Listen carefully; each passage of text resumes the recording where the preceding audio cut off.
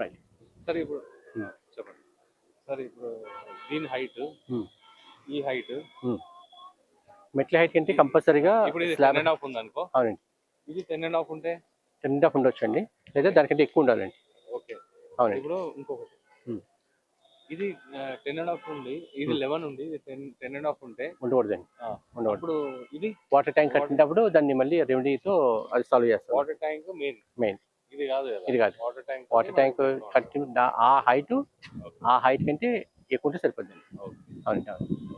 ఇంకోటి దీనిపైన lift room కూడా వచ్చే ఛాన్సెస్ ఉంటాయి కదా. దానికంటే ఎక్కువ హైట్ కట్టండి. రైట్. ఓకే అండి. చూపించు. ఇప్పుడు ఇది ఈ పిల్లర్ దాటి మనం వాల్స్ రావచ్చు, ముందుకు రావచ్చండి. ముందు మీరు 2 ఫీట్లు అయితే 2 ఫీట్లు, 3 ఫీట్లు అయితే 3 ఫీట్లు రావచ్చండి. మిగతా 3 ఫీట్లు పోర్టికల్ కింద ఉండిపోద్ది అనమాట. ఒకవేళ 6 ఫీట్ కూడా జరగవచ్చు, షెడ్ వేసుకుంటామండి.